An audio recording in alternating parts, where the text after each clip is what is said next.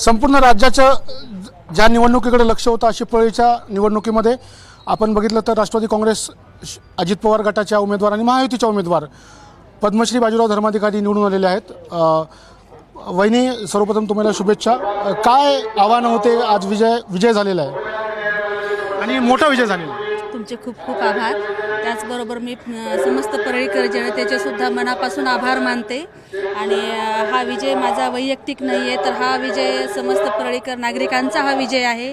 तसेच महायुतीच्या माझ्या सर्व सहकाऱ्यांचा हा विजय आहे। आपल्या दोन्ही खंबीर नेतृत्व आदरणीय आमदार धनंजयजी मुंडे साहेब आणि आदरणीय आमदार पंकजाताई साहेब मुंडे या दोन्ही दमदार नेतृत्वांचा हा विजय आहे आणि हे दोन्ही खंबीर नेतृत्व सोबत असल्यामुळे असं या निवडणुकीमध्ये आव्हान असं काही वाटलं नाही आणि जनतेनं पण खूप पहिल्यापासूनच एक मोठा विश्वास दिलेला होता की आमच्या पाठीशी आहेत आणि त्याच विश्वासाला त्यांनी खरं करून दाखवलेला आहे। आता आज माझं कर्तव्य आहे की त्यांनी दाखवलेला विश्वास सार्थ करून दाखवणे। 15,662 मतांनी विजय झाला। विजय कुणाला समर्पित करणार आहे? समस्त परळीकर जनतेला हा विजय समर्पित आहे। तसेच आपले दोन्ही नेतृत्व आदरणीय धनंजयजी मुंडे साहेब व आदरणीय पंकजाताई साहेब मुंडे ह्या दोघांना पण ह्या विजयाचं श्रेय मी देणार।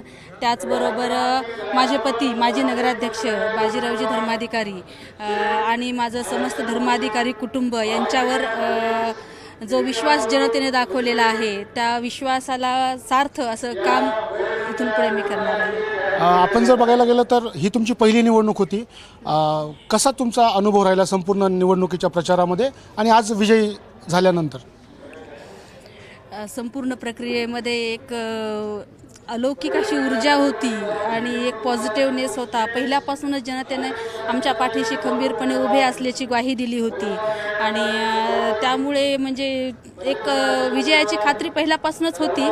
फक्त आता लीड किती येते ह्याचं एक थोडंसं मनामध्ये होतं, परंतु परळीकर जनतेने एकदम भरमसाठ भरघोस मतांनी आशीर्वाद देऊन आम्हाला निवडून आणलेला आहे। त्याबद्दल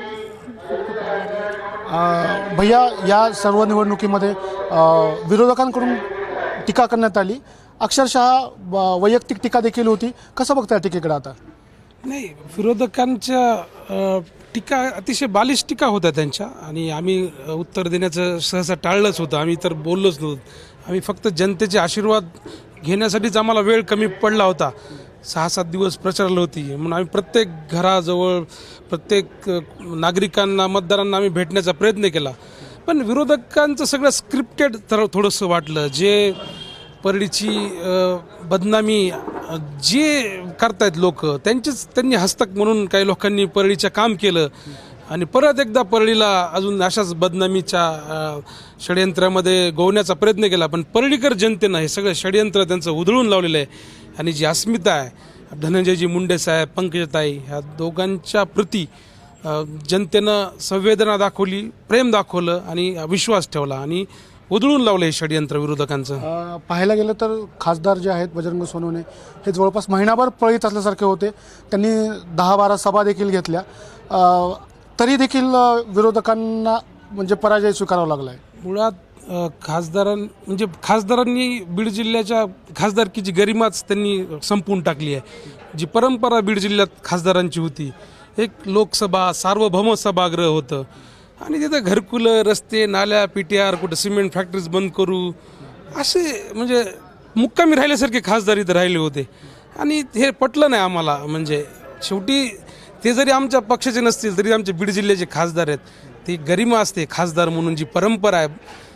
बाबासाहेब परांजपेपासून बीड जिल्ह्याची परंपरा आहे। कर्मवीर भाऊराव पाटील हे सगळे आणि केशर काकू असतील, सगळे रजनीताई झालेले, मुंडे साहेब होते, ह्यांनी कधी असं गल्ली बोळाच्या फिरून एवढं असं कधी केलेलं नाही आहे। एक गरिमा टिकवायला पाहिजे, पण त्यांनी का केलं हा खरं तर त्यांनाच प्रश्न विचारला पाहिजे। त्यांनी एवढं महिनाभर मुक्काम परळीत का ठोकला हे काही म्हणजे समजण्याचं कारणच नाही आहे। आता या सगळ्या प्रक्रियेनंतर 15,662 मतांचा विजय, कसं बघताय विजयाकडे? खूप म्हणजे हा अपेक्षितच विजय होता, कारण पहिल्या दिवशीपासनं जो उत्साह आम्हाला आणि जो प्रतिसाद आम्हाला मिळतोय सगळ्या नागरिकांचा आणि भरभरून प्रतिसाद मिळत होता। कुठलाही व्यक्ती असं म्हणत नव्हता की नाही तुमची सीट अशी अवघडच आहे वगैरे सगळ्यांनी भरभरून प्रेम केलं आणि हे अपेक्षित होतं. आम्हाला 50-55% मतदान झालेल्या मतदानाचं मिळेल हा ट्रेंड पहिल्यापासून होता आणि तो कायम शेवटपर्यंत राहिलेला आहे. माजी नगराध्यक्ष आणि तुमचे सहकारी राहिलेले दीपक देशमुख यांनी तुमच्यावर टीका केली होती आणि आता आपण बघायला गेलं तर त्यांना स्वतःचं नगरसेवक पद देखील वाचवता आलं नाही आहे. नाही, मुळात एखाद्या म्हणजे 5-25 वर्ष एखाद्या नेतृत्वाखाली काम करायचं म्हणजे धनंजयजी मुंडे साहेबांनी त्या व्यक्तीला नगराध्यक्ष केलं अपक्ष निवडून आल्यानंतर सुद्धा. आणि मुंडे परिवाराची फूट ह्या व्यक्तीमुळे पडली होती आणि आमच्यातला तो सगळ्यात मोठा लाभार्थी तो होता. सगळ्यांना छळण्यामध्ये माझ्यासारखे अनेक जे विकासाभिमुख लोकाभिमुख कामं करतात त्या अनेक माझ्यासारख्या सहकाऱ्यांना छळण्याचं काम त्यांनी केलेलं होतं. पण त्याला तिकीट मिळालं दुसऱ्या पक्षाचं तो एका मिनिटात गेला आणि लगेच ती भाषा बोलू लागला. हे परळीकर जनता कधीच ही डायजेस्ट करू शकणार नाही. आणि तशा म्हणजे बालिश आरोप प्रत्यारोपाला आपण तरी काय उत्तर द्यावं आणि म्हणून आम्ही पण काही कोणाला उत्तर देण्याच्या भानगडीत पडलो नाहीत. आम्ही फक्त जनताभिमुख राहिलोत आणि इथून पुढे सुद्धा आम्ही जनताभिमुखच काम करणार. त्यांनी आमदार धनंजय मुंडे यांच्यावर देखील टीका केली होती. आता काय त्यांना उत्तर असणार आहे? त्यांची पात्रताच नाही आहे. आमदार धनंजयजी मुंडे जे रोपटं दीपक देशमुख नावाचं रोपटं धनंजयजी मुंडे साहेबांनी लावलं, मोठं केलं, पाणी घातलं, खत घातलं आणि त्याच रोपट्यानं थोडंसं पालवी फुटली की लगेच ज्यांनी रोप लावलं त्याच्यावर आरोप करणं हे काही योग्य नाही. हे बालिशपणा आणि आत्मचिंतन केलं पाहिजे की धनंजयजी मुंडे सारख्या एवढ्या पहाडी नेत्याला एवढ्या मोठ्या नेतृत्वाला आपण टीका करतोय तर आपण आपली पात्रता ओळखून घेतली पाहिजे. आता तुमचे आजोबा देखील नगराध्यक्ष होते, तुम्ही देखील होतात आणि आता अर्थात वहिनी देखील आजपासून झाल्या आहेत. काय विजन असणार आहे परळीसाठी? परळीचा आत्तापर्यंत जो विकास आहे ते विकासाचा अजून प्रगतीपथावर घेऊन जायचा आमचा प्रयत्न राहील. धूळमुक्त परळी करण्याचा आमचा संकल्प आहे आणि नगर परिषदेचे जे प्रशासकीय कार्यकाळामध्ये जे कामं शिथिलता आली होती ते पूर्ण करायचे आहेत. वाचनालयाचं लोकार्पण असेल, जिजामाता उद्यान असेल, धनंजयजी मुंडे साहेबांनी पंकजाताईंनी ऊर्जा खात्याची जागा ती क्रीडा संकुलासाठी नगरविकासकडे घेतलेली आहे त्याचंसुद्धा लोकार्पण करायचं आहे. आणि हे दोन नेते ह्या दोघांच्या नेतृत्वामुळे नक्कीच महाराष्ट्र सरकार, महाराष्ट्र शासन, महायुती सरकार हे ज्योतिर्लिंगाचं ठिकाण म्हणून भरभरून या ठिकाणी विकासात्मक दृष्टिकोन ठेवेल हा विश्वास आम्हाला आहे आणि आम्ही नक्कीच हा सार्थ करू. तर हे होते पद्मश्री बाजीराव धर्माधिकारी आणि बाजीराव धर्माधिकारी यांनी सांगितलं की मतदारांनीच हे उत्तर दिलेलं आहे. त्याचबरोबर विरोधकांनी टीका करताना विचार केला पाहिजे. कॅमेरामॅन धनंजय दारुंटेसह मी स्वानंद पाटील, एबीपी माझा, परळी, बीड. एबीपी माझा, उघडा डोळे बघा नीट.